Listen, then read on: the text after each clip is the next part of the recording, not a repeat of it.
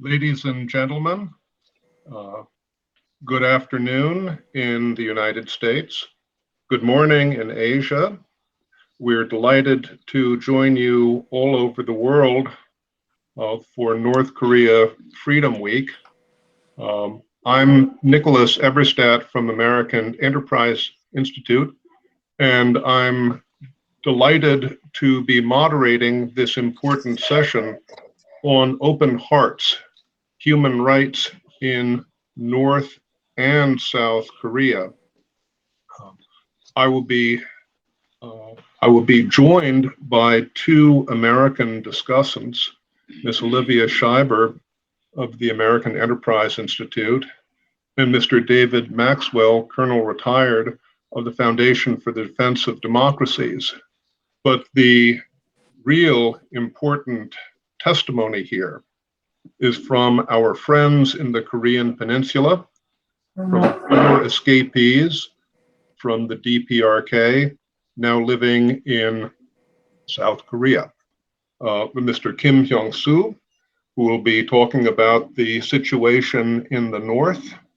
Mr. Chu Kyung-bae, who will be talking about the North and perhaps maybe about suppressed religion and the underground churches in the North. Ms. Ju Il-kyung, who will be giving witness on the current situation in the North and also on the human rights violations against teenagers and youth in the DPRK. And Mr. Ho Kwang-il, who will be talking perhaps about the situation in the South. The situation in the South has to be discussed as well in our testimony today. It is true that since the beginning of the partition of the peninsula into a northern and a southern republic, that South Korea's constitution has held that all people in the North can be South Korean citizens, can have full rights of democratic freedoms. But unfortunately, the reality has been somewhat more ambiguous and complex for people who are welcomed from the North into the South. In the 3 years now, since the April 27th, 2018 North-South Summit, the South Korean government has put itself in a position of monitor and sometimes even censor of criticism of the North, even by escapees from the North. This is the way that the joint North-South text on eliminating slanders has been interpreted by the current government of Seoul. I'm sure we'll hear much more about this. Before I get to our discussants and our witnesses, I have to give a salute to one remarkable person. She is the one who's organized North Korea Freedom Week around the world for 18 years. This is Ms. Suzanne Schulte, the Seoul Peace Prize laureate, the chair of North Korea Freedom Coalition, and the maestro behind the long-standing North Korea Freedom Week. So Suzanne, we all owe you our debt of gratitude, but I don't want to be in the way anymore for our discussants and our witnesses.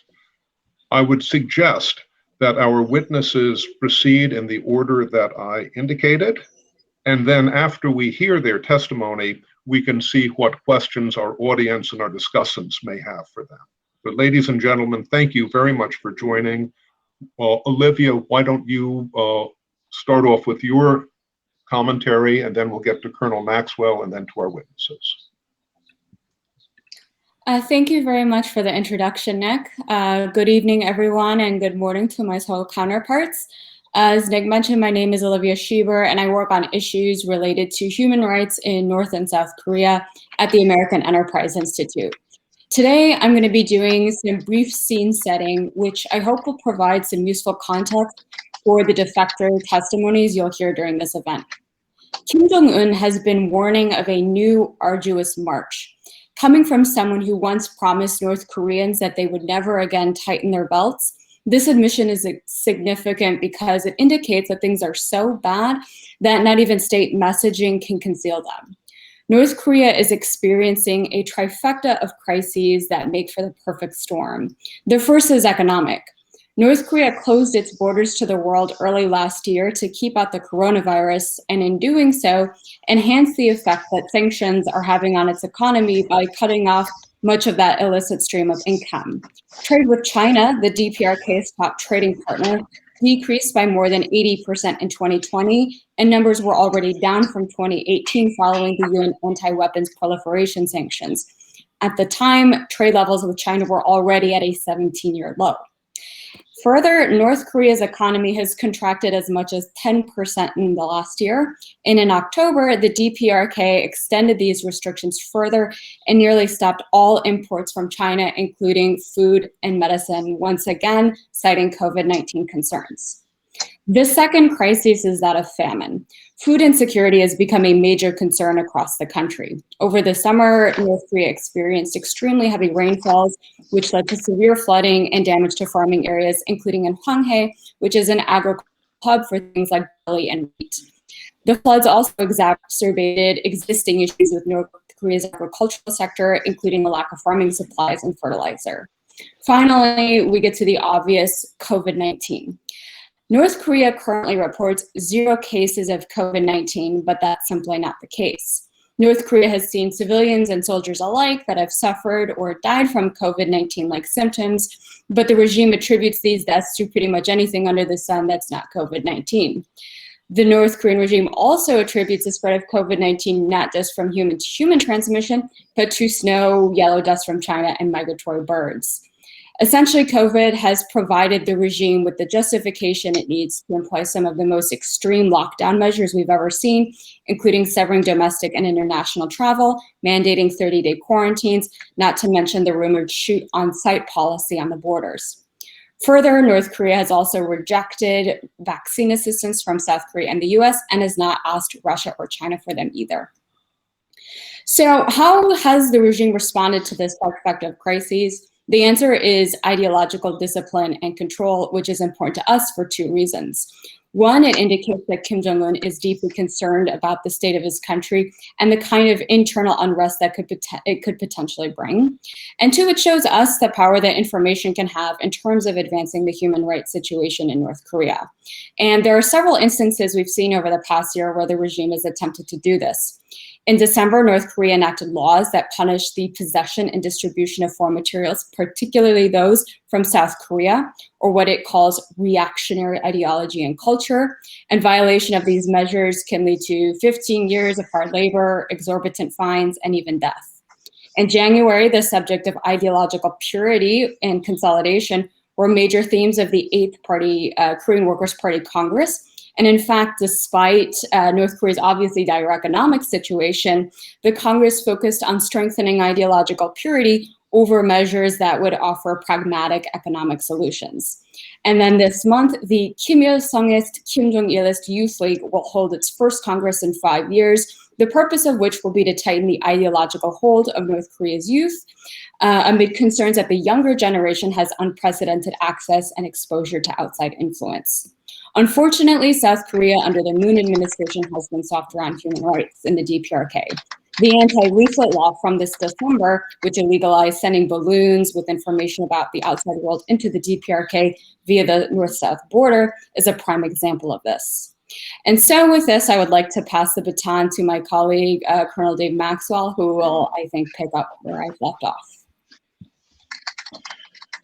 Thank you, Olivia, and thank you to Suzanne and to Nick. And it is an honor to be here with our escapees, heroic people who have acquitted themselves very well. Information and influence are the keys to unlocking the prison that is North Korea. Dr. Jung Pak of the State Department always asks, who does Kim Jong-un fear more, the United States or the Korean people living in the North? We can see that for the last 7 decades, it is the Korean people living in the North. From the Juche ideology to the veneration of the mafia-like crime family cult known as the Kim family regime, to the Songbun system that oppresses the Korean people, we can see how the regime is deathly afraid of the Korean people. And the only thing Kim Jong-un fears more is the Korean people armed with information, the truth about the outside world, and the truth about the nature, objectives, and strategy of the Kim family regime and its quest to dominate the Korean peninsula to ensure the perpetual survival of the Kim family regime while seeking to oppress all Koreans in the North and South. The Kim family regime's rule is a blight on all humanity and one of the most tragic events in human history. The suffering caused by Kim Jong-un and the regime is a moral outrage on a scale that is difficult for the outside world to comprehend. We need to educate the Korean people in the North about their unalienable human rights, of which they know very little. We need to educate those outside of Korea about the crimes against humanity being committed inside the North. But it is information that will unlock the gulags and the entire prison that incarcerates 25 million people inside North Korea. We need an aggressive, comprehensive, and holistic information and influence campaign to bring about change and to help the Korean people living in the North. But such a campaign is not simple and not without danger. If given the opportunity tonight, I will be asking our heroic escapees about the potential moral hazard we create by sending information into North Korea. I will ask, what are some of the most effective themes and messages to transmit to the people? How can the most intensive system of surveillance and control be defeated so that the people can obtain information?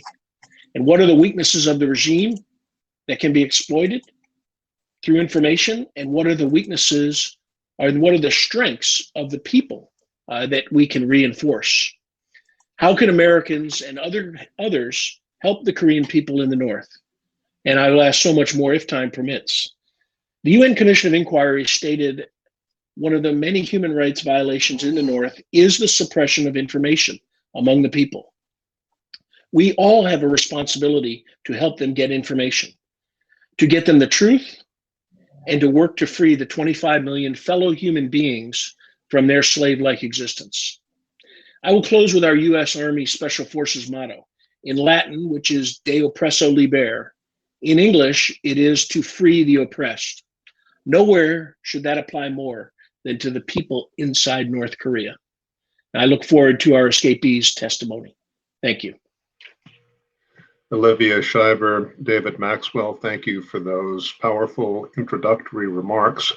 We now turn to our main session for our event, to the testimony of the witnesses, the escapees, the heroic escapees from the North. 10 to 15 minutes, please, so that there will be time for each and every one of you. I would like to begin with Mr. Kim Hyung-soo, then Mr. Ju Kyung-bae, Ms. Ju Il-kyung, and finally, Mr. Ho Kwang-il. Mr. Kim, please begin.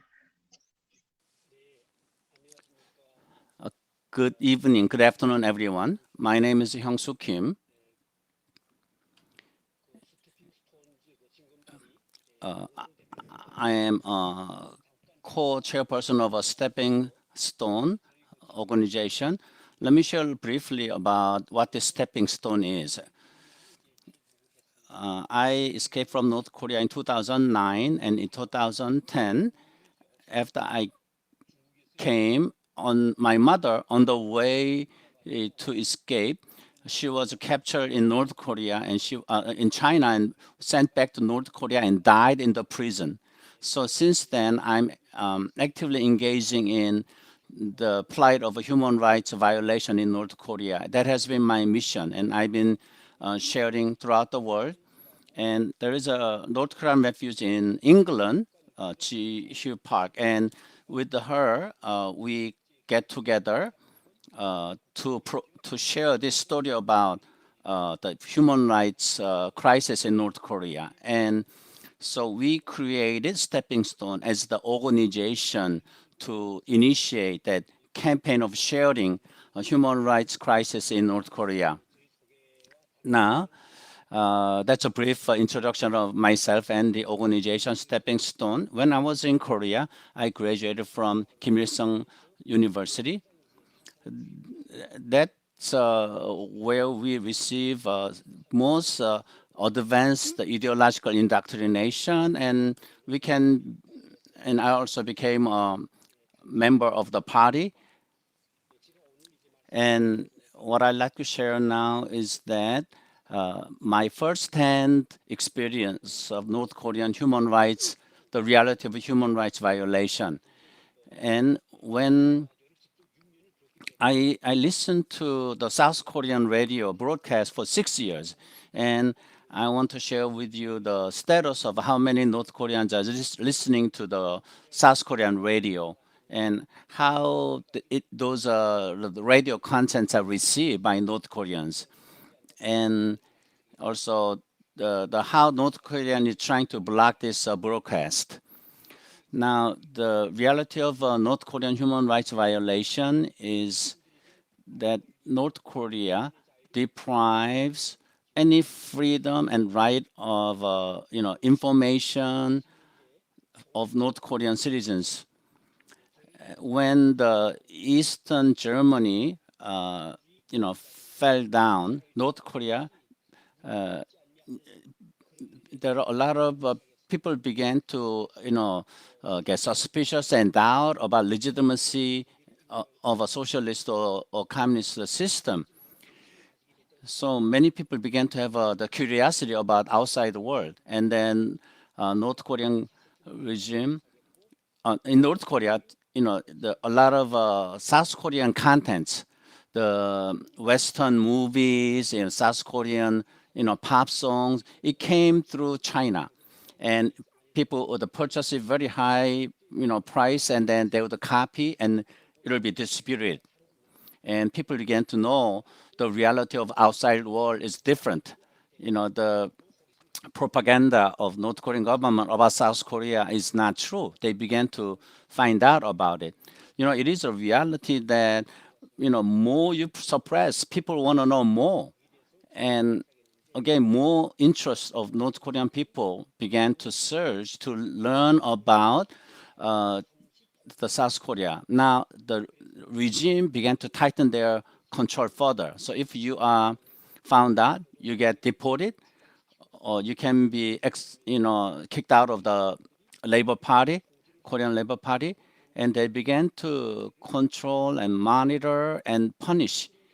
And again, there was sort of reaction to that kind of harsh punishment. They say, why are they, punishing us this severely? Now, more and more people began to escape from North Korea, and a lot of now the outside world began to increase their effort to bring in information through media and other means to North Korea. Now, as I learned the South Korean broadcast,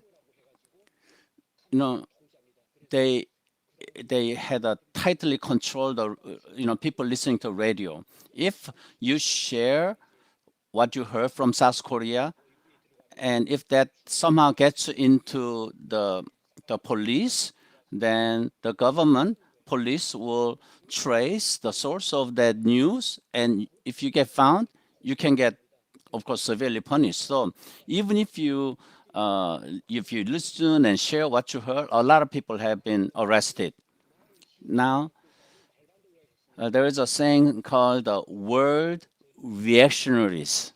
Word reactionary means they make a mistake by sharing what they heard from the South Korean broadcast. If you share something even a little bit, you can get killed. So they're saying be careful with what you say, and keep it to yourself. And there's a Korean proverb that when you say something during the day, birds will listen. If you say something at night, the mice will listen. So that means you gotta be so cautious in what you share, because there is a very advanced listening device and system.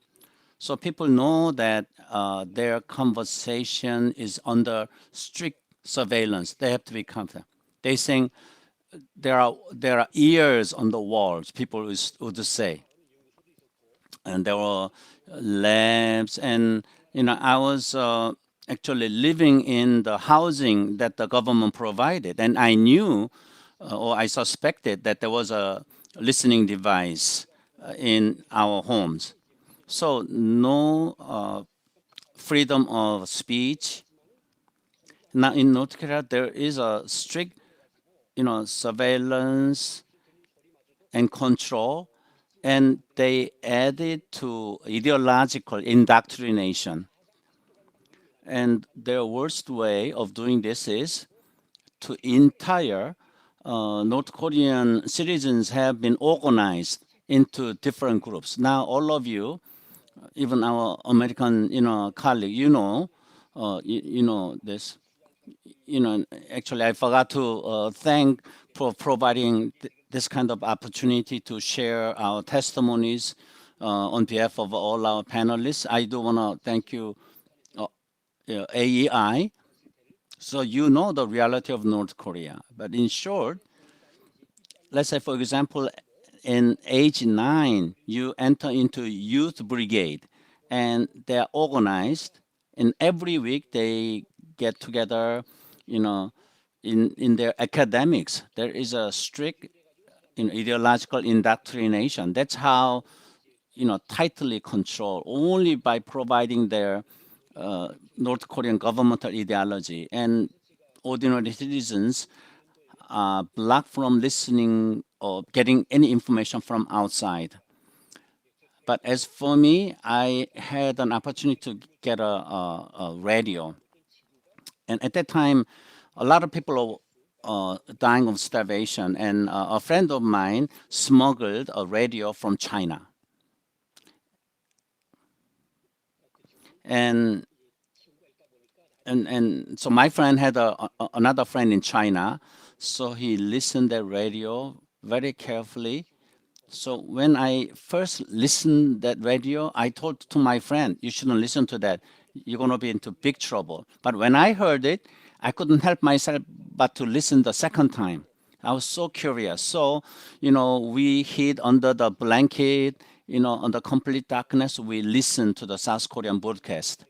Actually, this was Voice of America, and then the Far East broadcast, and Hanminjok broadcast from South Korea.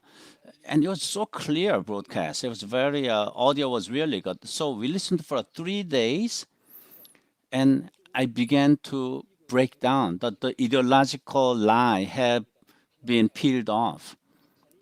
So in short, North Korea have been, organizationally, systematically emphasized doctrination, but that's only sandcastle.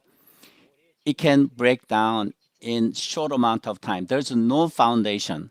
So I have been indoctrinated for decades, but 3 days of listening to radio broadcast I can open my eyes. That scale of that propaganda has peeled off.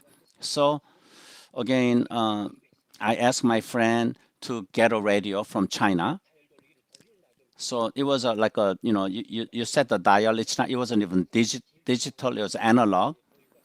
So the worst danger is, the secret police can, in any time do a house search. So you gotta be careful.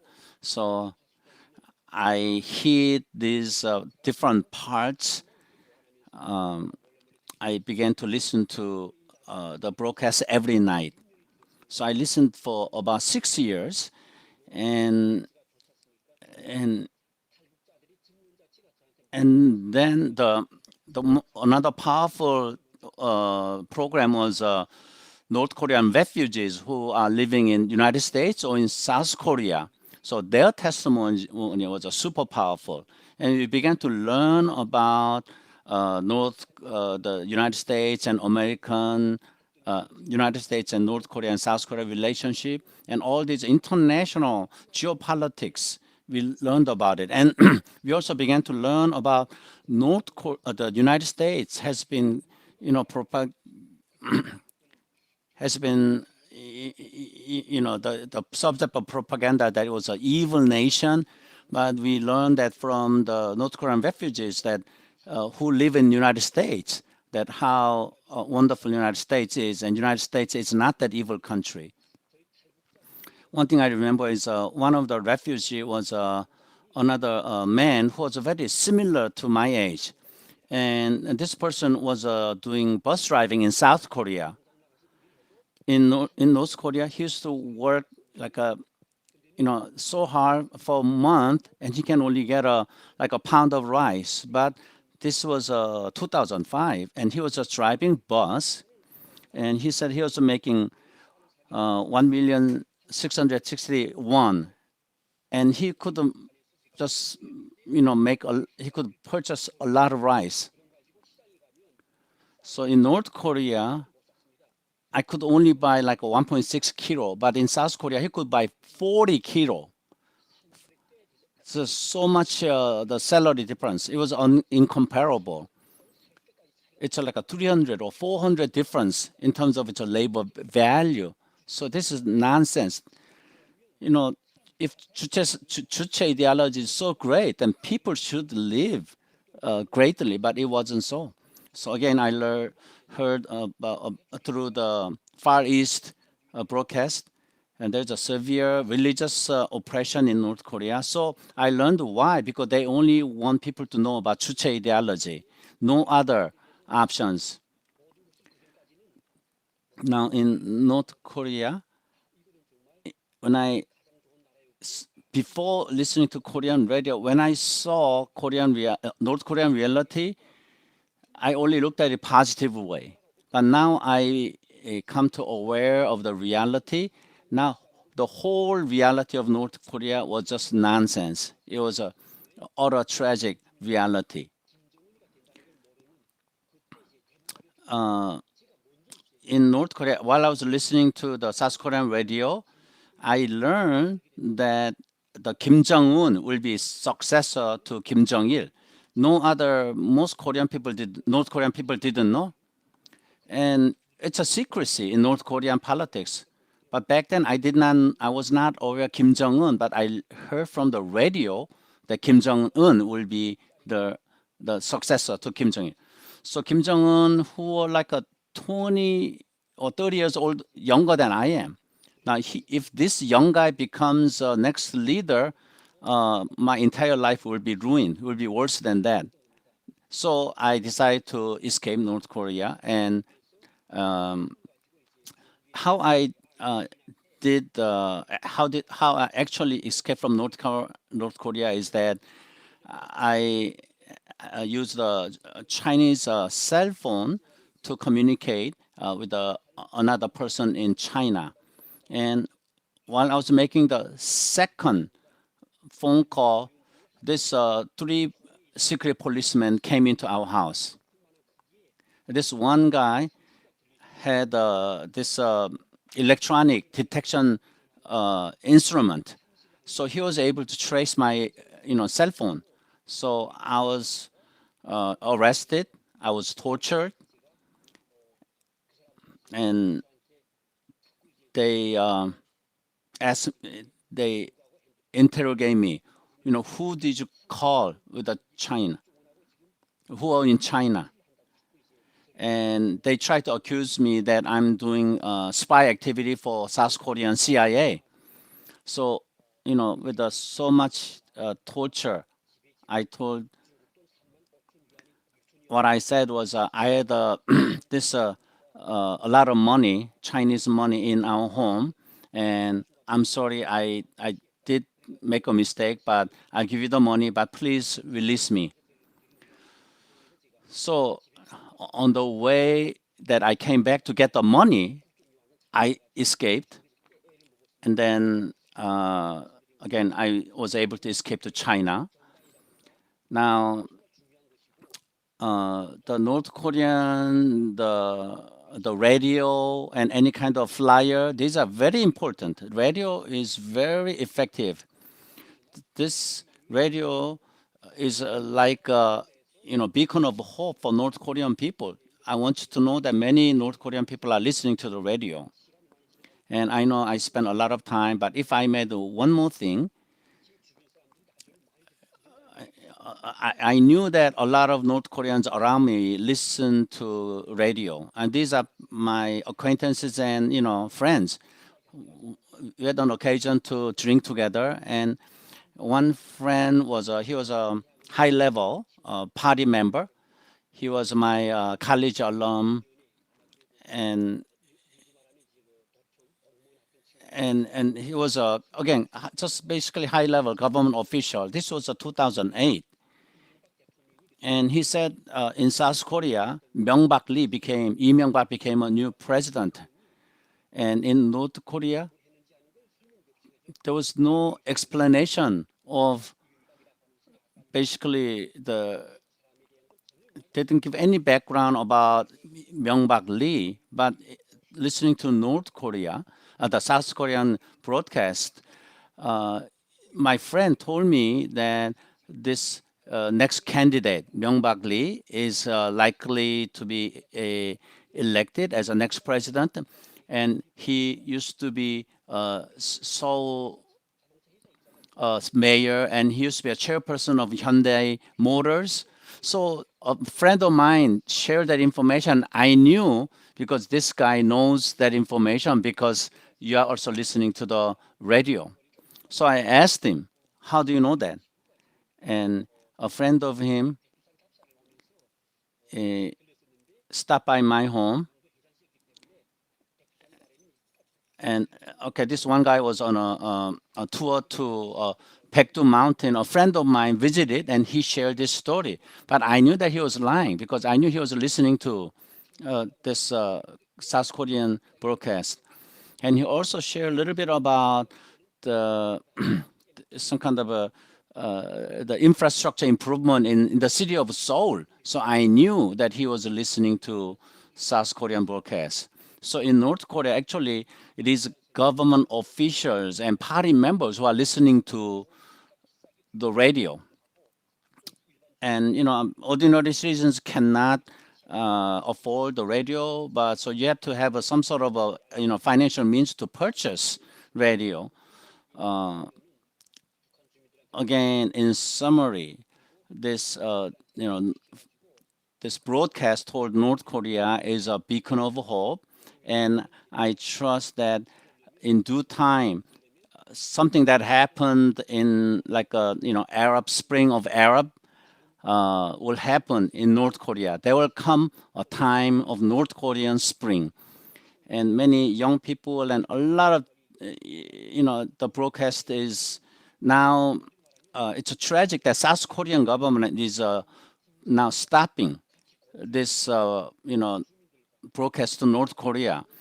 Actually, the South Korean regime is collaborating with the North Korea and supporting North Korean regime and rights of human rights of violation. I thank you for this opportunity, and I thank you for your interest and support for issues in Korean Peninsula, and I appreciate our interpreters as well.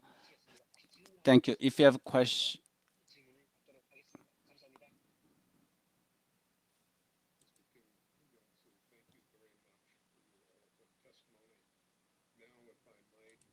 Mr.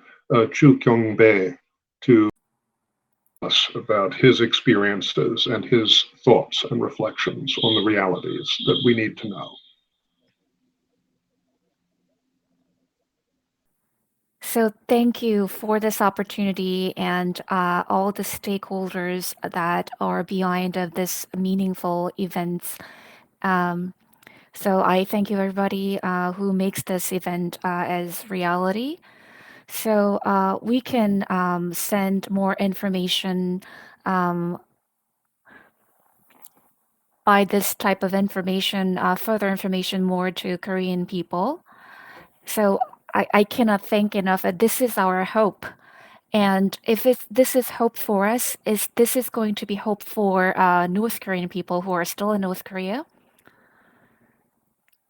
So I believe that through this event, this important message will be delivered to the people in North Korea. And as you are very well aware of, the Kim Jong-un regime. So they're actually pushing, pulling their last string, and then they're trying really hard. And then they're suppressing and then persecuting North Korean people even more. So according to the information that we received in last March, is that they're trying to cut off like completely the people who are residing at the border of the China. So they're basically not letting them to communicate with their relatives who live in China. So we just expect that there is going to be some tragic event will be occurred. So this has been a pattern when it comes to Kim family regime and their behavior patterns. And whenever there's a crisis, they will persecute their people even more to suppress. And then for the past 70 years, they've never changed, not once. And now we kind of see the ray of change and the ray of hope. And there is a hope for peace. So I would like to speak about Korean administration a little bit. And then according to this information while we're preparing for this event, and since 2017 May, and then 2021, and this is basically constitutional country, and then they have this constitutions for people, but according to amended constitution, and then they're amended like more than 600 law articles, and then these are evil, not very bad ones. And then and I think this is not fair. This is not reasonable amendment, but then they will keep passing these amendments on their articles of the laws. And then so there is no new law that is unfavorable for North Korean defector. This is also happening in North Korea and South Korea at the same time. And then both countries are actually spitting out these type of very evil, unfavorable, bad laws. They're making them, not just amending the pre-existing laws. And when we talk about this freedom of religion in North Korea, this is horrendous reality. And this is human rights and the basic rights. So understanding all this, explaining all this, that's because that's why we're very thankful for this type of event. And this is very valuable for us. And then if we keep continuing with this type of movement in our efforts, I believe that there will be change in North Korea, and God will help us, and justice and truth will prevail. And the events, this whole purpose of this is that we give more information to North Korea, North Korean people, and then bring peace and justice and freedom to the people. And we actually believe that North Korea is open, and just like the US. And I don't think North Korea ever turned their back to this notion. And I think the God loves North Korean with the same kind of love he bestowed to the US people. And then he hasn't forgotten them at all. And there are many underground Christian people in North Korea. And then there are many North Korean defectors, not only who defected to South Korea, we have to also calculate the people who defected to Russia and China and we don't have this exact number available.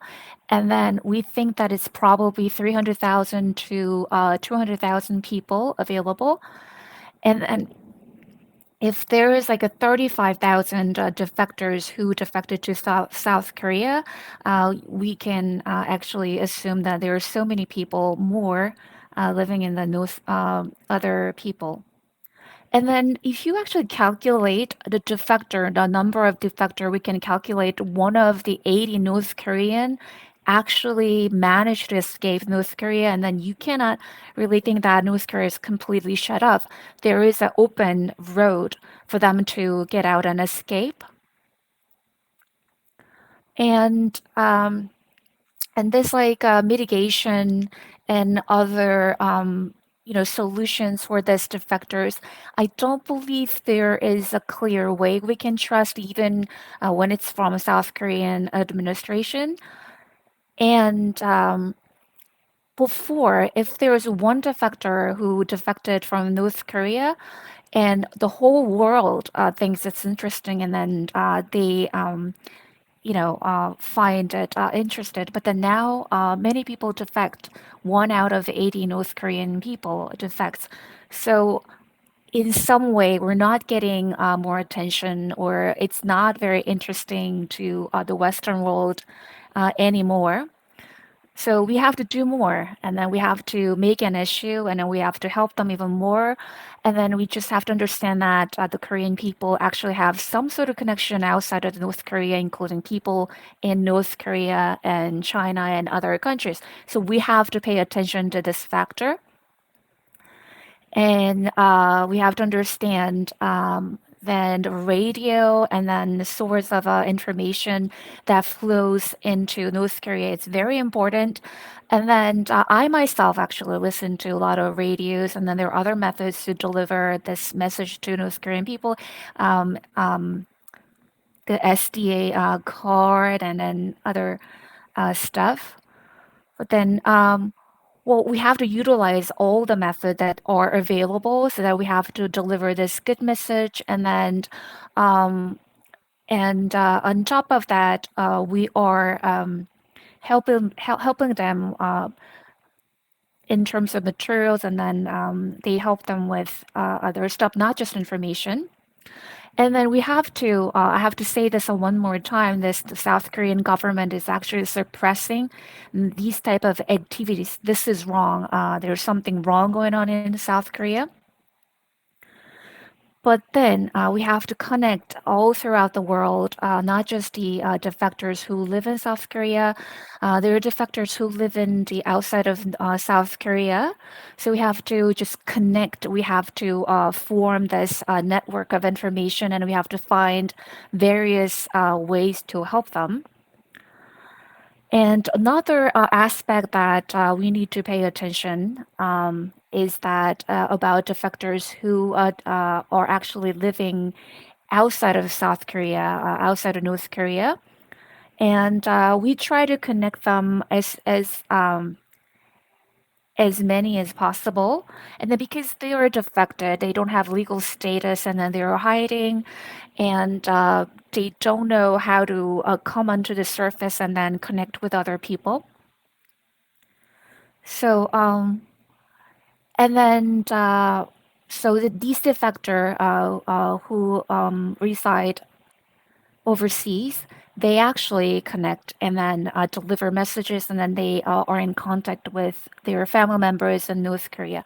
And then they're thirsty. They need this. They need this information. It's a must.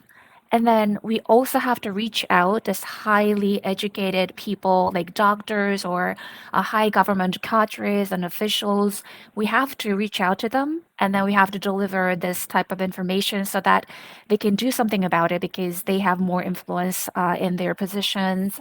And if they are changed, and then if they go back with these changed minds, and then they can influence it, we can form a different type of support base within the North Korea, not just outside of North Korea.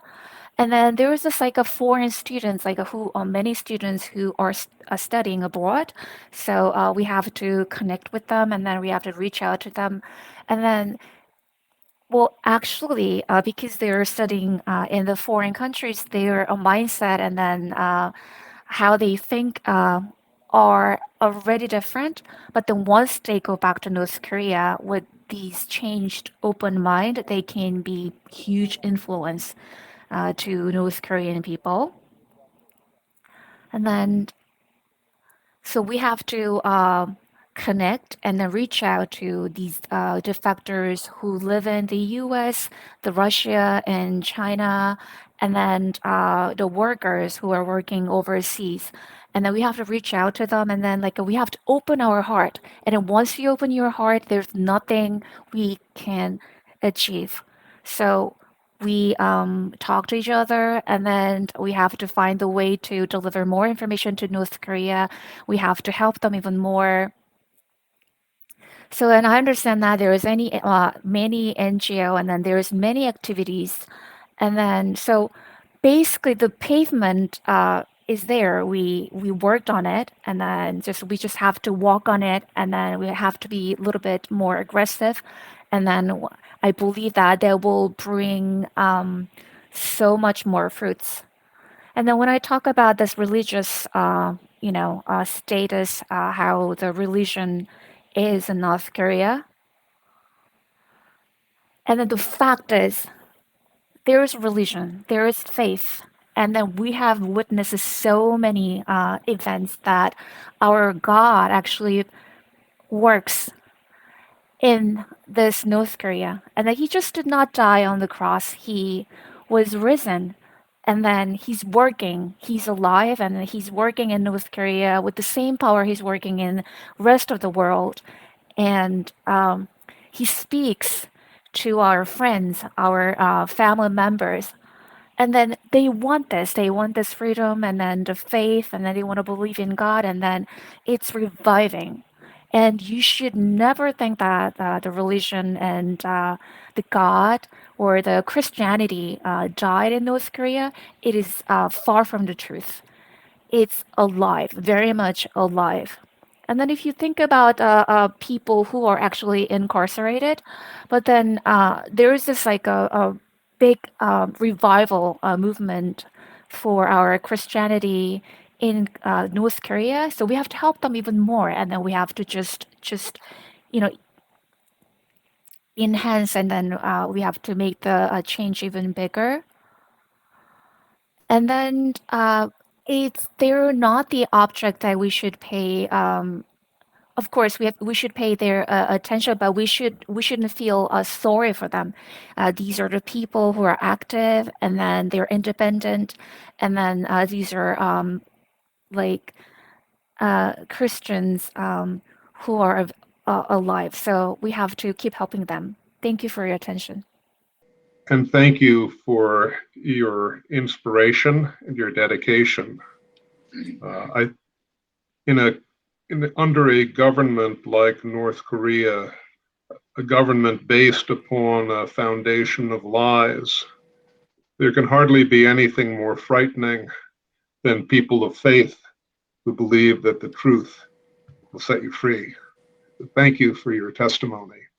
Now I'd like to ask Ms. Ju Il-kyung, if you could please share your thoughts and testimony with us. Welcome. Thank you. 네, 안녕하세요. 잘 들리시죠? 네, can you hear me well?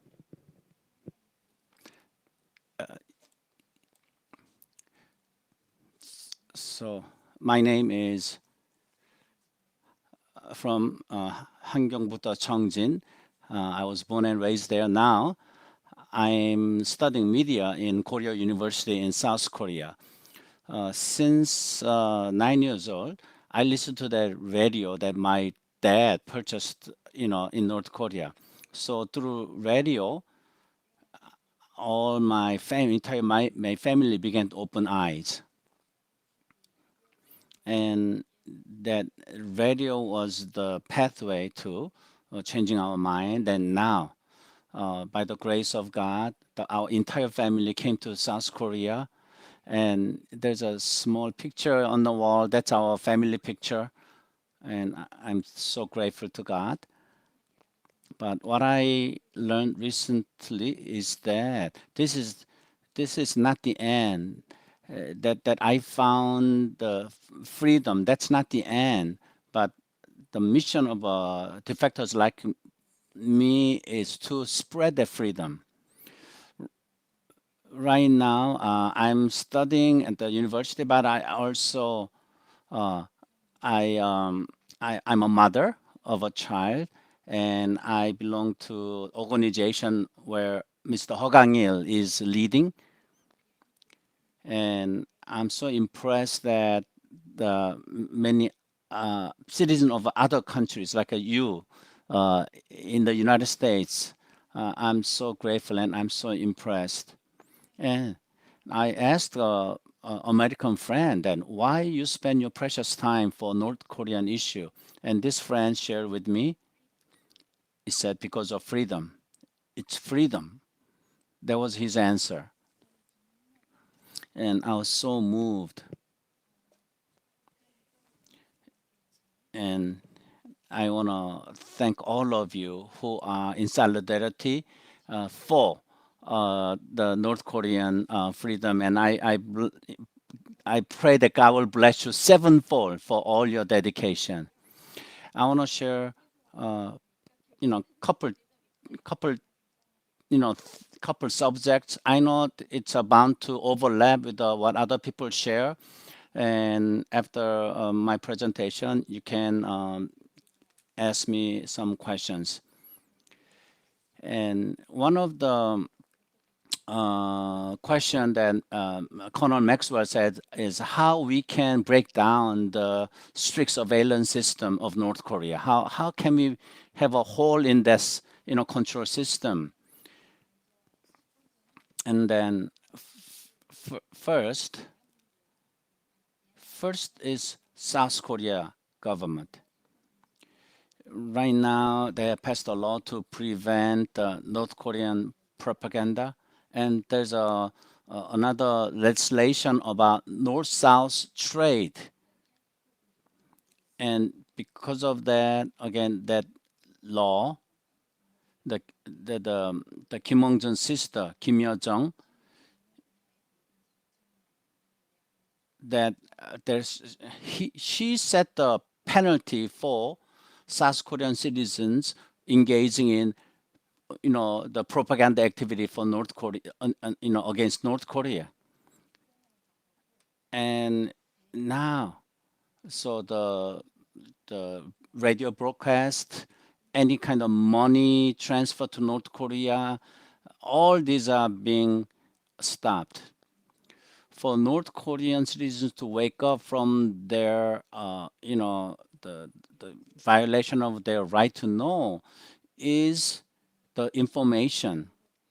And now illegalizing this kind of, the propaganda or information dissemination toward North Korea, that is supporting North Korean regime, the North Korean human rights abuse.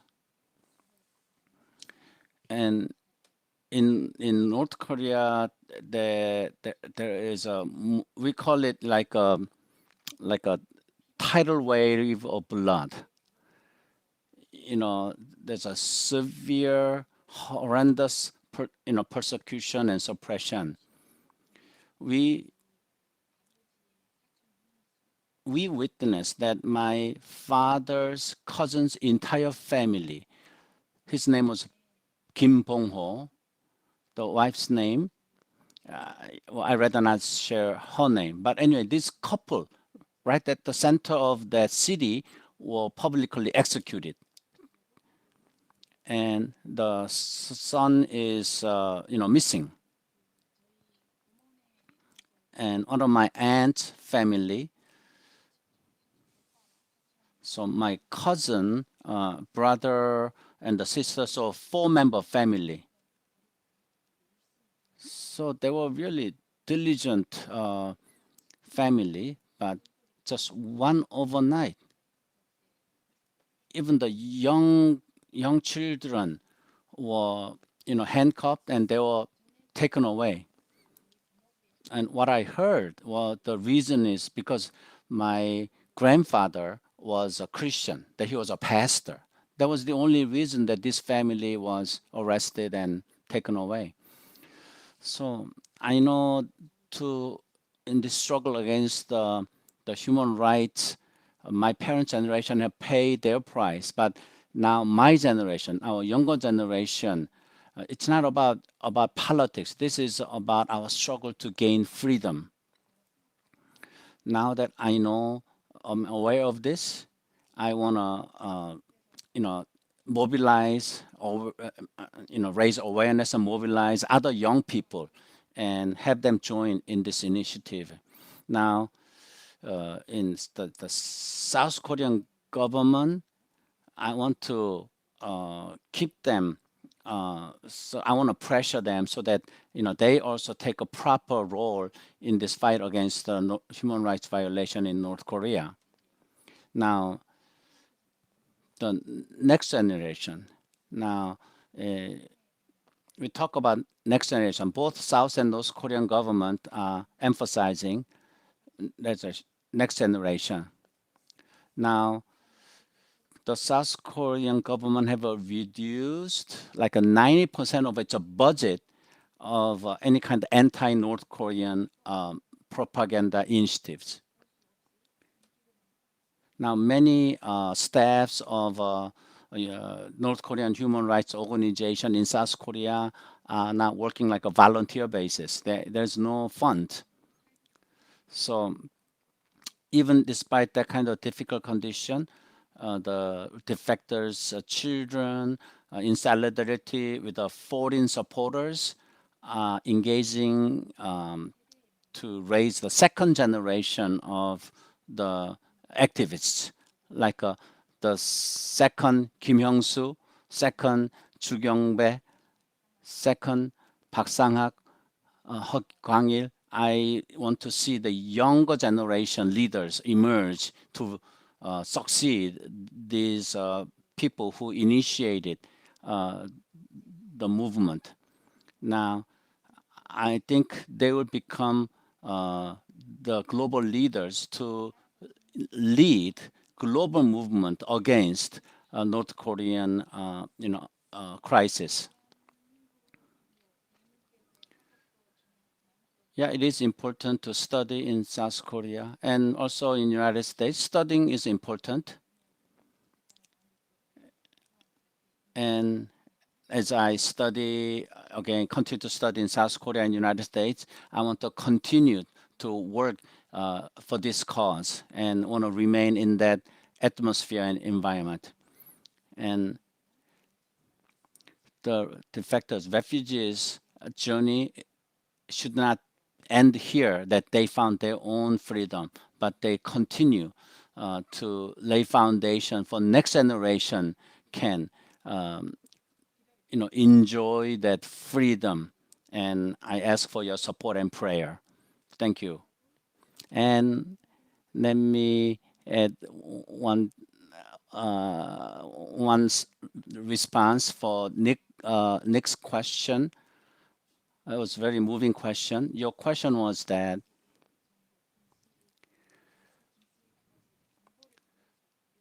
the Kim's family is very afraid of getting that information, and how can we make that the moral impact to break down the Kim system? Actually, this was a question from Maxwell, Colonel Maxwell. So how can we make an impact? So again, there's no shortcut or special answer. It is continuing to feed information to North Korean citizens. I'm studying media in, again, Korea University. So as I learn more about media, I want to utilize creating content that's relevant to North Korean people. And how shall we send it to North Korea? What's most important is a balloon.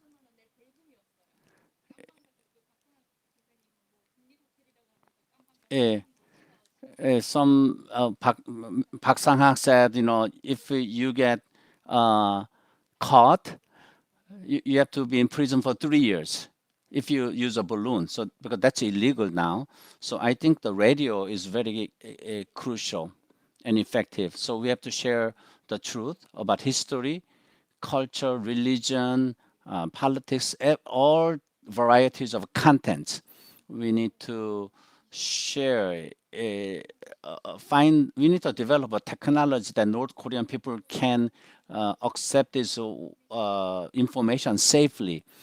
Like a Wi-Fi or internet hotspot, those are not feasible. So, we are doing a lot of search function in the internet. There are many informations, and we can somehow, if there's a way that we can send some sort of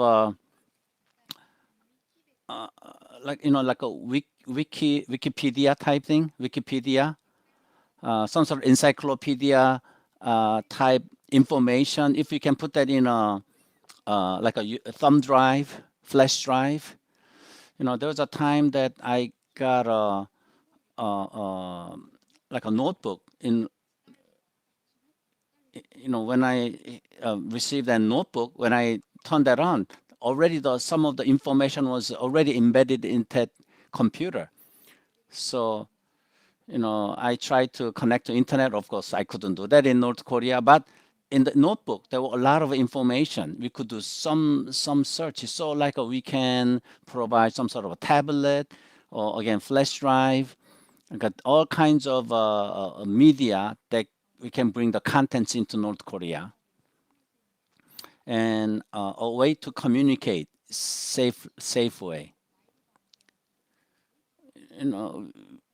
We can see some live streaming or recorded content. Likewise, I think there's a way that we can provide that kind of a media experience to North Korean people. Like I mentioned about, my uncle's public execution. There was a time that I went to his house, and at that time we saw live TV. Yeah, this was like it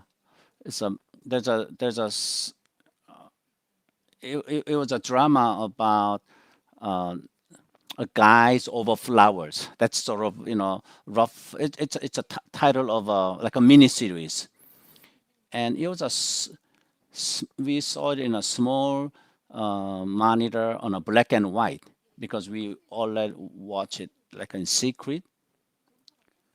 But we are trying to, we didn't know how the technical aspect. We like made some sort of ad hoc antenna. And anyway, we use some aluminum foil to actually prevent that wave, that signal to reach the neighbors. But anyway, what I'm trying to say is there are ways that North Korean people can receive live streaming of contents from outside. And another thing that we thought about was, we can make a phone call, but it's being monitored, so it's very dangerous. So that's sort of limited because among North Korean people cannot be in free conversation. So maybe there's a way we can technical way that some are tampering with the chips or something that North Korean citizens can communicate without being listened to, without monitored, being surveillance. I don't know whether some sort of through satellite system we can, deploy information to North Korea or not. I'm just thinking about a lot of different ways, technical or not, a way that we can bring in information. Again, a friend of mine who recently came, who defected, there's electronic books, like Kindle. Now we right now, I see a lot of electronic, material, just, like a Kindle or that type of thing. So again, we can share a lot of electronic books, content to North Korea. I know I took quite a bit of time, but thank you very much for listening. I think we could have listened to you all long. Your witness is powerful and moving. The point that you make that it's not good enough to escape to freedom yourself when compatriots are still enslaved, I think is deeply moving. And your words affect not just us. I think your words will get back to North Korea, and people will hear what you and other escapees are trying to do for them. It's so powerful and admirable. It gives me great heart that I see a rising generation of young people in your country, and not just in the Korean Peninsula, but around the world, who have taken up this cause. And people in North Korea should know this is part of the reality as well. Thank you so much. Our final witness is Mr. Ho Kwang-il. And Mr. Ho, would you press the button so your interpreter can translate, please? Are you there? It's okay? 반갑습니다. 저는 Thank you so much. Currently, I am the president of the Committee for the Democratization of North Korea. And this is my honor to be part of this program and then have this conversation with all of you. And I would like to briefly introduce about Committee for the Democratization of North Korea. So this was established by Mr. Hwang Chang-yup. And this is founded for North Koreans' human rights and then the defector successful settlement in South Korea as well. And then previous speakers, they all mentioned the realities and difficulties that are going on in North Korea in very much details. So I would like to I like to speak of the current problems and issues regarding this current South Korean administration. In current administration, they try to deliver this message that North Korean defectors are very selfish people. They abandon their own family and friends in North Korea, and then they just defected only then they wanted to just help themselves. And then these wrong, dangerous messages, they're deliberately bring it out. And then also, they artificially and then actively try to suppress any type of human rights movement regarding North Korean defectors. And they cut off all the funds, and then there is no budget so that they can actually actively work in this field. And they're actually saying that this type of anti-North Korean organization and human rights organization, they say their movements are against their official policies towards the North Korean regime. And this doesn't have any backbone, so this is humiliating. And we have to actually realize the reality and now have to fix it. And then currently in North Korea, the current administration is very favorable toward North Korean regime and favorable to South Korea. strike that China, that itself poses a great problem. And then they just stopped bringing this flying balloons with the messages into North Korea. That they just stopped doing that, and that is a real backwards step when you think about it. And this was very important because it was a simple way to deliver the message, and then it's helping North Korean people's right to know. And then when you take a look back at the history of South Korean regime or administration, there was no time the active administration was preventing this type of movement actively on a government level. And I believe that in South Korean society, there are many spy works. There are many movements that are trying to help North Koreans indoctrinations. It's a serious issue. And most importantly, this is anti-human rights. It's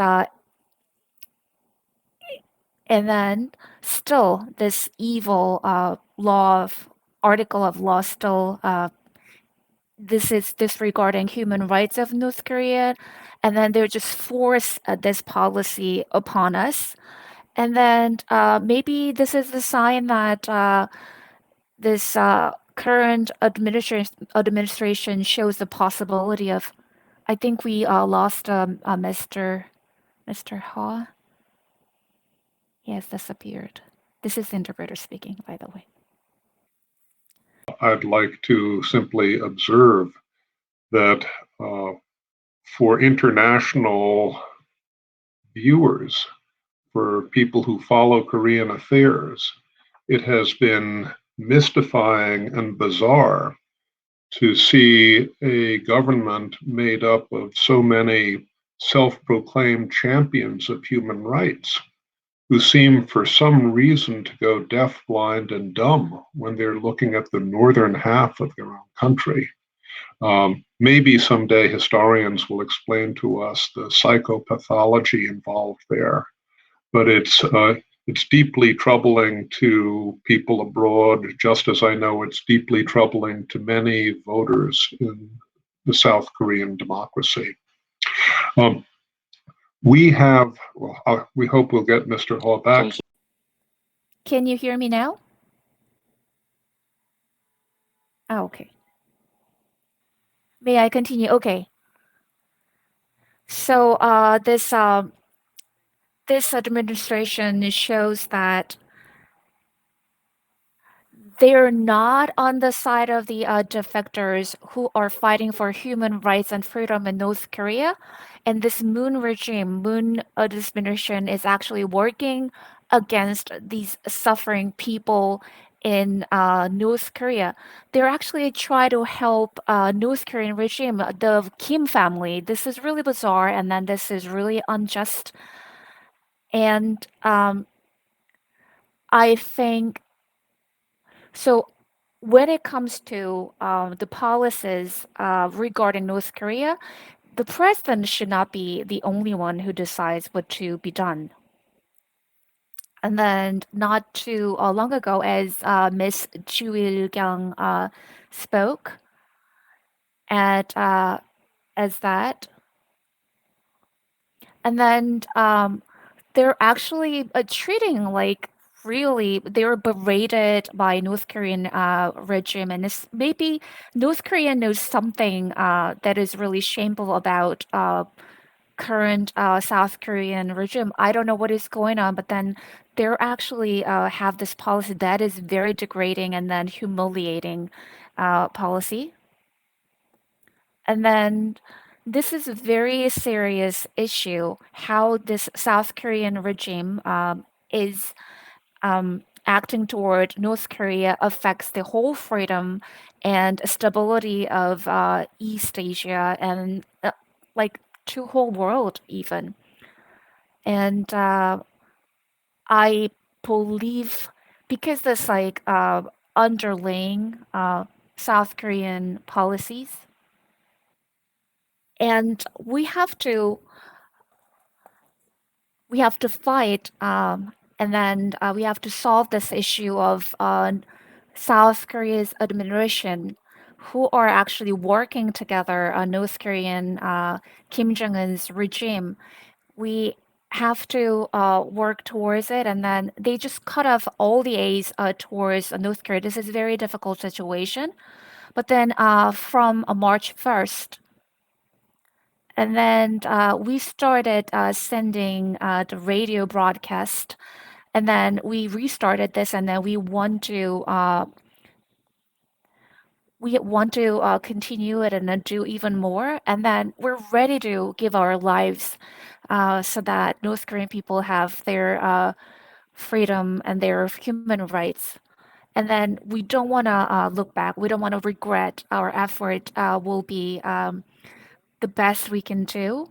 And then, so please, thank you for this event. And then please continue to have your interest and support in this movement. And then the last subject that I like to touch upon is that, and there is this open policy in North Korea. And currently, that is like working toward this North Korean regime, but this open policy, this whatever the movement there is, has to actually work in order to help the North Korean people, not the regime.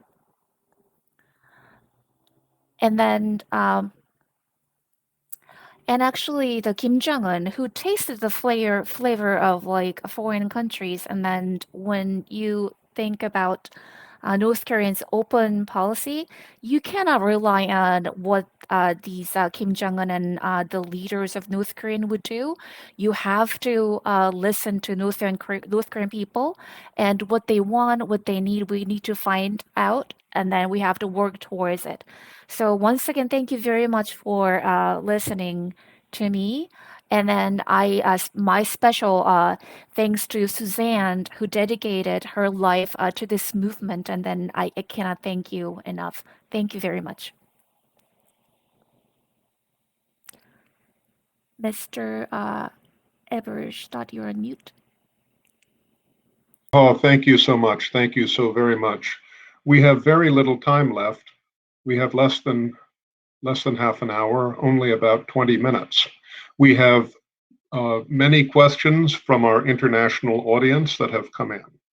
I'm going to read some of the questions, and then I'm going to ask Olivia Schieber and David Maxwell if they have additional questions. And then I will ask each of you to respond to one, whichever question you like, or to say something else in conclusion before the time runs out.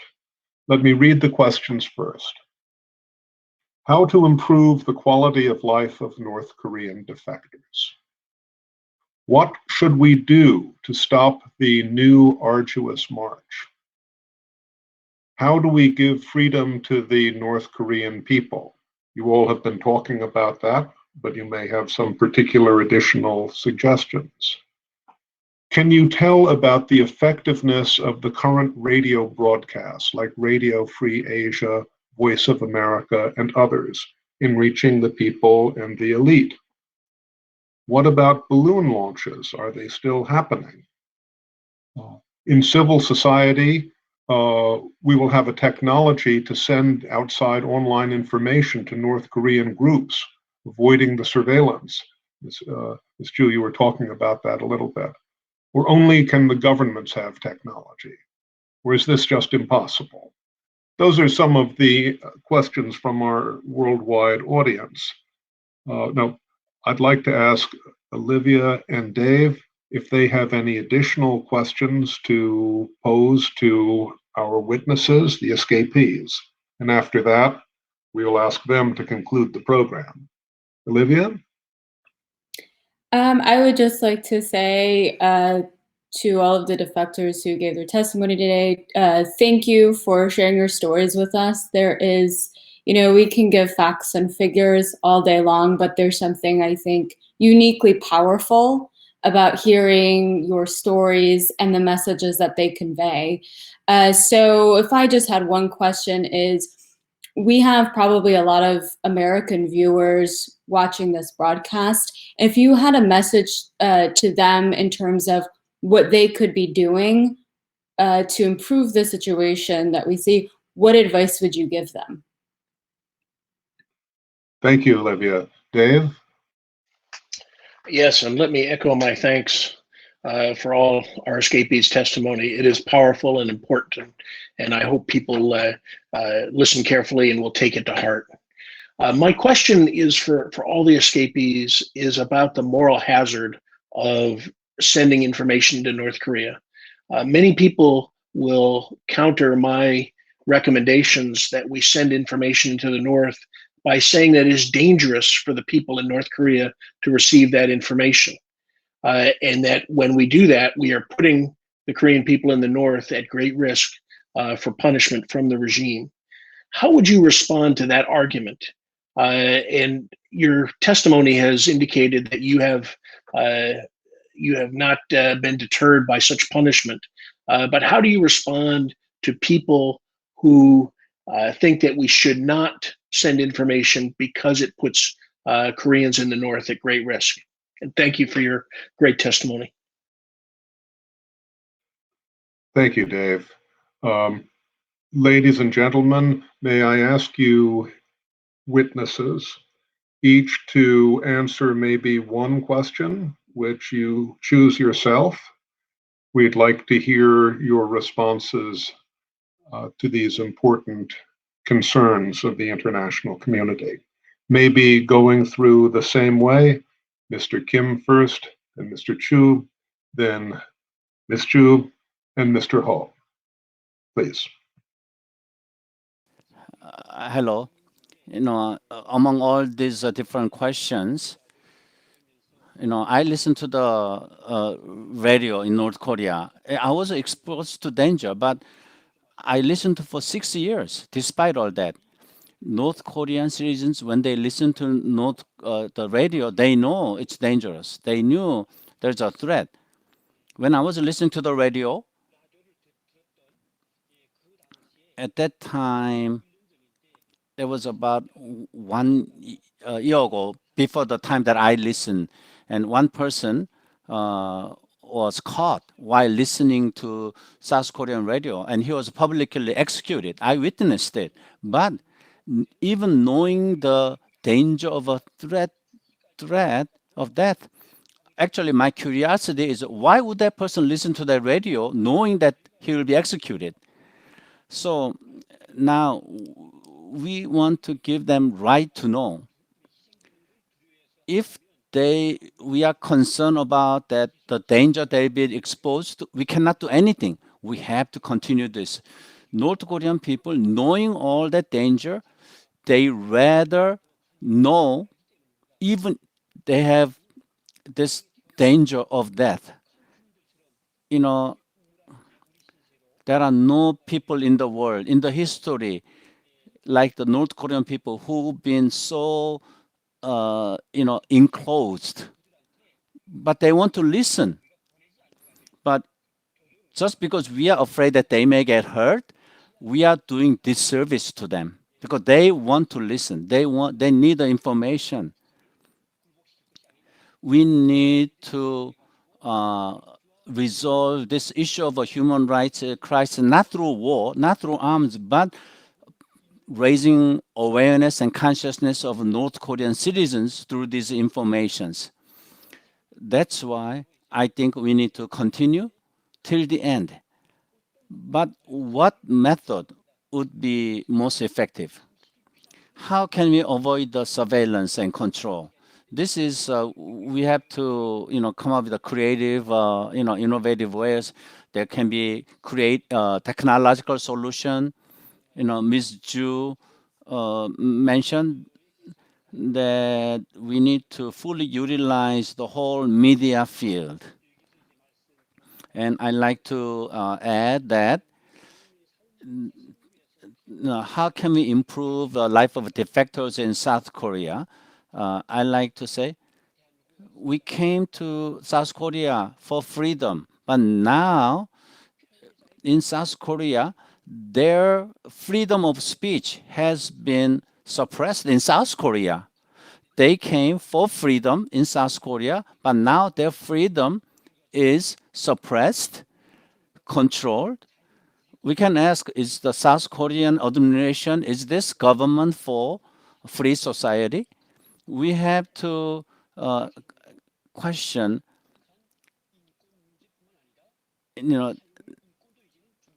not just human rights for people in North Korea, but human rights of defectors in South Korea. These are related. So, I'm engaged in both twofold activities.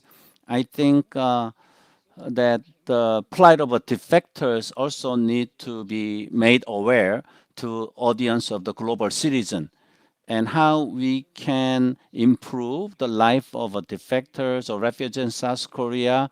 We need to continue to pay attention. Now, because of we are defectors, our interest for North Korean freedom is more than ordinary South Korean citizen, because we came from there.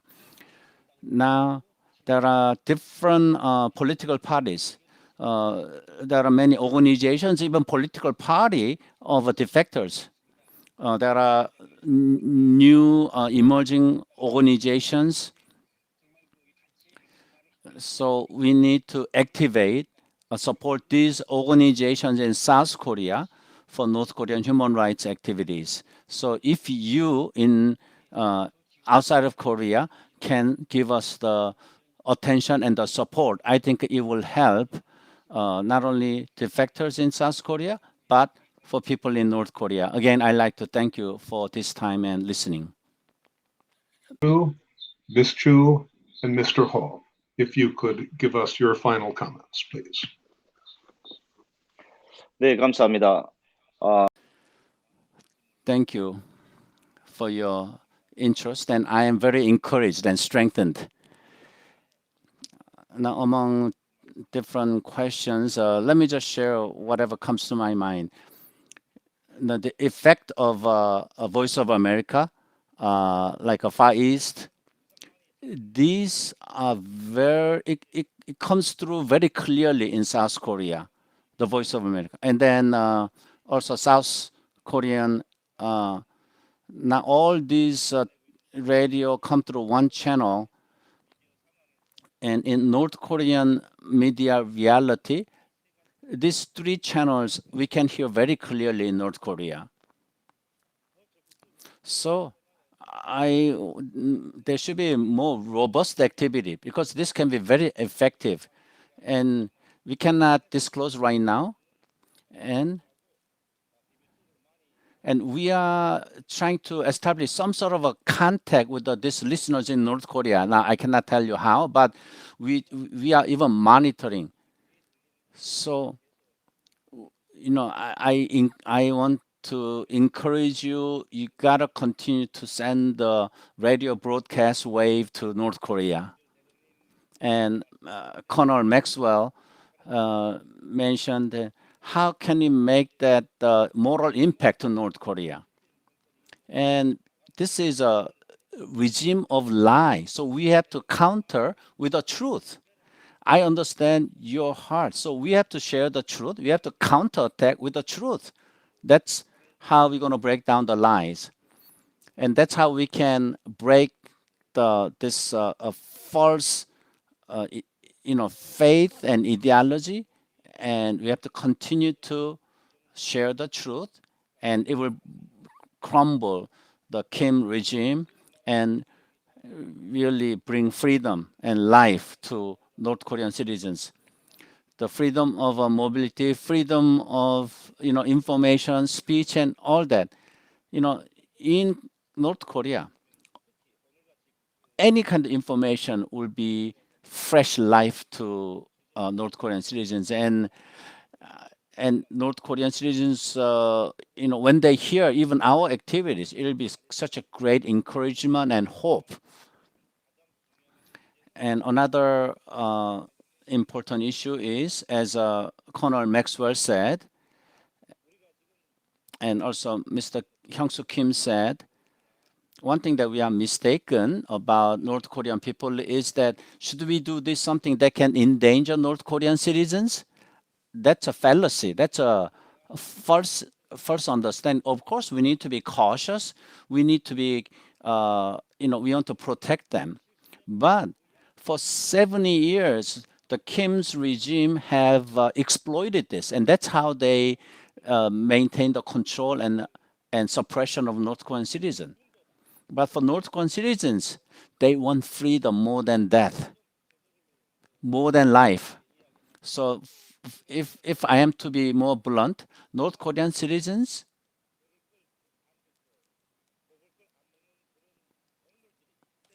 they are not animals who just want to eat and for survival. No, they are human beings who wants freedom, who wants truth and information. So how should we treat them? We gotta send them the radio so that they can listen and the information.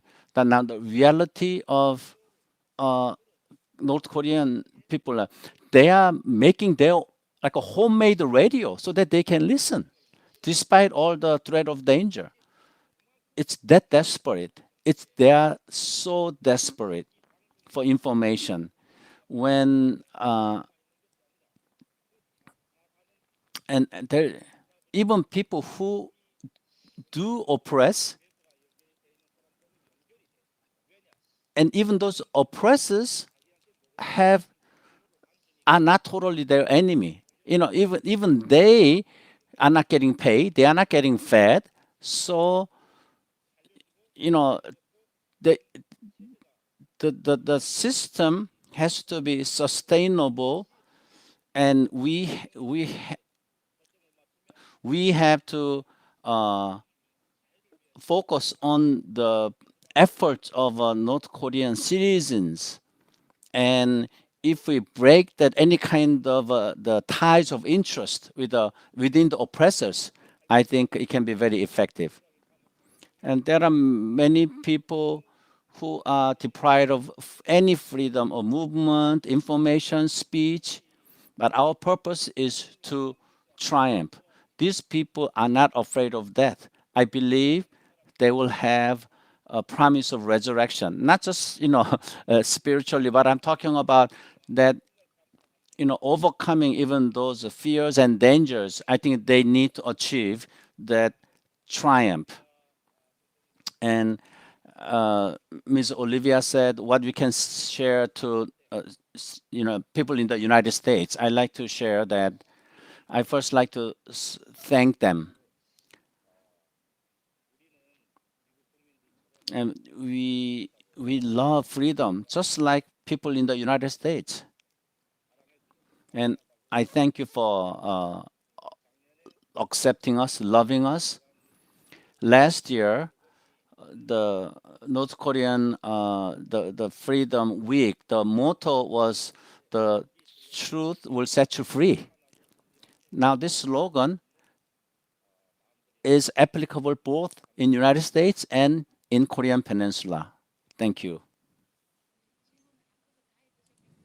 네, 정말 라디오를 그러니까 So, among your questions, so let me just briefly touch upon the life quality of North Korean defectors.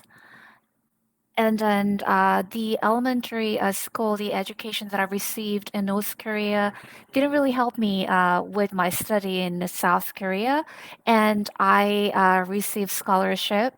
So I just simply asked there would be a need for additional aids for students like myself in terms of like tuitions and stuff like that.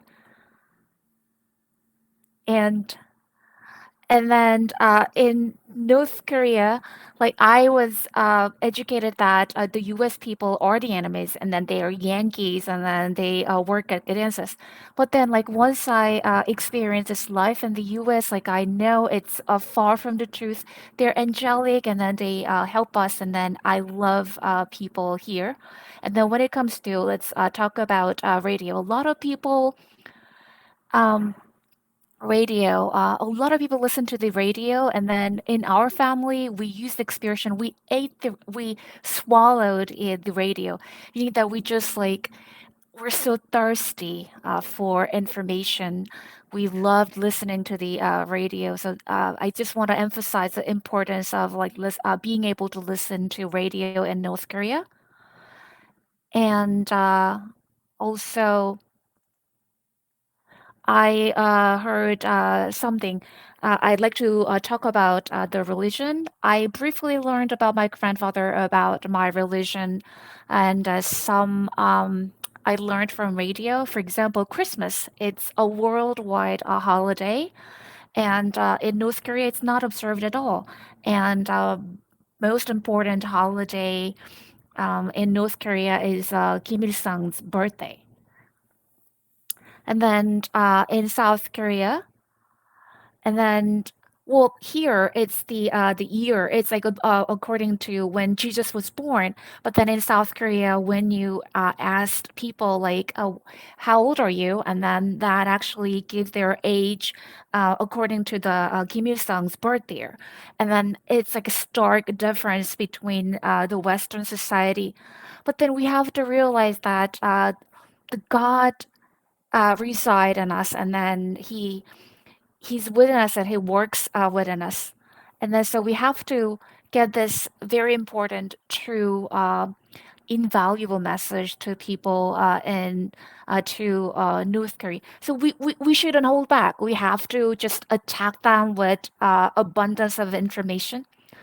And this is our very, assured way to break down their regime, their idolization for the Kim families, and then the Jesus will work for us. I truly believe in that. Thank you very much. Very much, Ms. Chu. Mr. Ho, I'm afraid we have run out of time. We are going to have to stop now. I want to thank Olivia Schieber and David Maxwell, and most importantly, our 4 witnesses, our escapees from the North. Our session's title was on Open Hearts, Human Rights in North Korea and in South Korea. I think your testimony and your insights are immensely powerful. They're going to be available on the internet now, worldwide, for years to come. And it's not just opening hearts in the international community to the movement for human rights in North Korea. It's also opening hearts in North Korea for members of the regime, for the oppressors of the population in the North. Those of us who have a little bit of acquaintance with the Bible know that this has happened before. In fact, one of the great saints of the Christian religion, the Apostle Paul, was an oppressor of the people, and he had his moment on his road to Damascus of his conversion.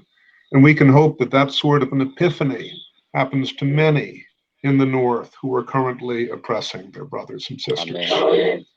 But thank you all. Thank you for this important and powerful session.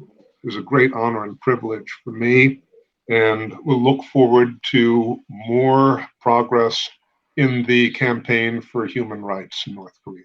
Bless you all.